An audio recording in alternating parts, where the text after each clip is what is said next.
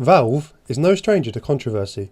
Any major change or addition to its service is usually met with apprehension, concern, and even pessimism by a percentage of the gaming community. Some, such as Early Access and Greenlight and Steam Direct, are still hotly debated as to whether or not they've made the service better or worse, and this debate and dialogue with Valve is likely to continue for as long as the platform exists. This has continued with pretty much everything Valve has done, including the Steam Link, controller, OS, and machines. Throughout most of these ventures, however, Steam users have generally been willing to see how these additions pan out, and despite significant doubt over certain changes, there's always been the feeling that Valve would be right in the long run, and that essentially they know what they are doing. Paid mods, however, were a completely different story. Marred by controversy and huge resistance from the get-go, the addition of being able to buy mods on the Steam Workshop caused such massive debate within a community that it was reversed only a week or so after being implemented. On the 23rd of April 2015, a change to the Steam Workshop meant that 19 mods for The Elder Scrolls V Skyrim turned into paid mods, costing anywhere between 50p and £5. Creators were able to choose if their mods costed money, and they could set their own price. Unlike the way in which user-created content is created and sold by Valve on Team Fortress 2 and Dota 2, this would be a completely open market, with the protection of a 24-hour refund policy that would be credited directly to a buyer's wallet should they claim a refund. The intention was clear: allowing modders to earn money making their creations should incentivise high-quality modding and let the usually one-person teams spend more time working on the projects they love, and fledgling artists and coders just starting out in their careers can now start earning for the hours they were putting into the game. Buyers could support mod authors, authors could choose whether or not they were charged for a mod, and the refund policy meant it was virtually risk-free. Along with changes to the workshop that meant any file size could now be uploaded, as well as streamlining the subscription process to Valve and Bethesda, it sounded like a win-win all round. Many in the community did not see it this way. Soon after the changes were implemented, a petition was started in order to reject this act by Valve on the basis that mods have always been, and should always be, a free creation, community babies made for love, not profit. They were also concerned that it could create a hole in the PC gaming community, leading to a flood of poorly made mods made by people looking to make a quick buck.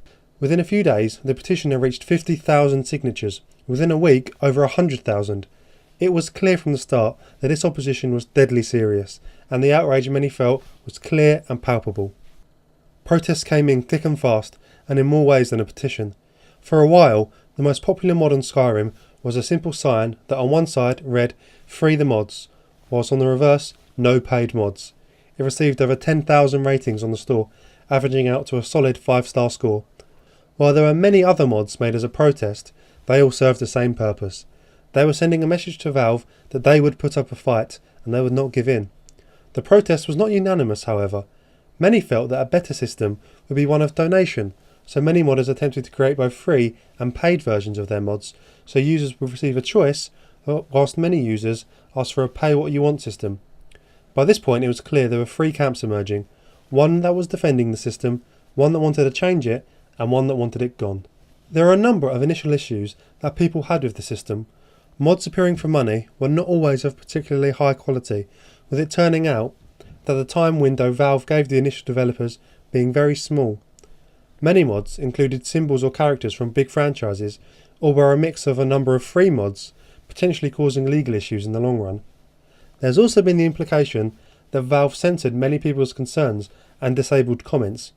Modders that started to promote the system faced a backlash from unhappy users, potentially tearing the community apart. Early controversies only served to complicate the debate. Modder Chesko included an animation system in his own mod that was made by another creator and was readily available for free on the store. He explained that his mod did not require the other one, but was made better with it, and that Valve allegedly said it would be fine to do so, with him eventually trying to remove his mod from the store, citing that the controversy had left him beyond worn down, and potentially leaving the mod scene. This type of story was oft repeated, that many of the paid mods appearing on the store seemed to have components stolen from free mods, or mods on the Nexus, by creators that had no right to sell said components. Forums across the internet exploded with rage, and comments across the Steam service flew in rapidly. In addition, many accused Valve and Bethesda of being greedy, taking far too much of the share of the revenue from a sale, leaving only the creator with 25%, leaving many feeling Valve was doing this purely for monetary and business reasons. Despite all this, Valve remained optimistic. Gabe Newell, company boss, took to Reddit to defend the new program in an AMA. Gabe countered worries that modders were essentially unaccountable and the mods would now have to come under increased scrutiny for copyright breaches, which could stifle development, by claiming that paid mods will increase investment in quality modding, not hurt it. He went on to discuss how many of Valve's big names came directly from the modding world, such as John Cook and Robin Walker of Team Fortress fame, and that earning money from making mods would allow many small developers a road into game development. Gabe also declined that he was doing it for monetary reasons, stating that paid mods had only generated 10k total, and that Valve was not evil, as they would continue to listen to users and adjust the system as necessary in order to make modding better for the authors and the gamers. Despite many trusting in his sincerity, they were still not convinced by the system, with protests and articles across the internet continuing to damn the system. In contrast, support for paid mods was beginning to find its voice. Race the Sun creator Aaron Sanfilippo publicly defended the changes, claiming that it would provide a path to professional game development, better mod support, as smaller companies could afford to push mods for longer, provide new business models, as well as potentially revitalise communities. Other large names threw their hats in the ring. Gary Newman, of Gary's Mod fame, the man that turned a mod into a paid game, stated that his history made it clear paid mods could be a good thing, though without selling his mod, he would never have been able to turn it into the product it is today, or form his company, and that early concerns about the marketplace should be tempered, as they will eventually balance out, as long as people vote with their wallets and Valve provides ample protection for buyers. He rebuffed concerns about stolen mods being sold, likening it to video game piracy at large, and that we shouldn't let arseholes dictate what happens. He also claimed that free mods would still exist, and nobody would have to buy anything they didn't want to. Detractors claimed that selling a mod was different to selling a game, as publishers had to adjust price in order to keep their company afloat, whereas it didn't matter to a modder if they only sold a few copies, so there was no reason for them not to charge. Sean FMP1 Snelling, creator of popular CSGO maps, added that as a modder he deserved compensation, and that whilst there were issues with the implementation of paid mods, in the long term it could be a great system if the community gave it a chance, which he stated they had not done yet. Bethesda was forced to defend itself too, noting that it believed that the best creators deserved compensation and that this service would in the long run only promote mod development and the community instead of detract from it. However, it was not enough. The vast majority of users, and clearly the most vocal, still did not support paid mods in any form and would not settle until it had been completely removed. Valve seemingly began to understand that it was fighting a losing battle and risking much of the trust it had gained with its community over the years and its reputation as a company that cares for the gamer. Alas, on the 28th of April, in a blog post on Steam, Alden Kroll announced the removal of the payment feature. In this post, Kroll mentioned that it became clear that Valve didn't understand exactly what they were doing, underestimating the differences between previous business models and the addition of paid mods, and that using an established modding community such as Skyrim was probably not the best place to start. He reiterated that the company had done it for only good intentions, and that they still believed there was a useful feature in there somewhere, despite missing the mark this time. Bethesda released a similar post, simply stating that they understood fans did not want this change.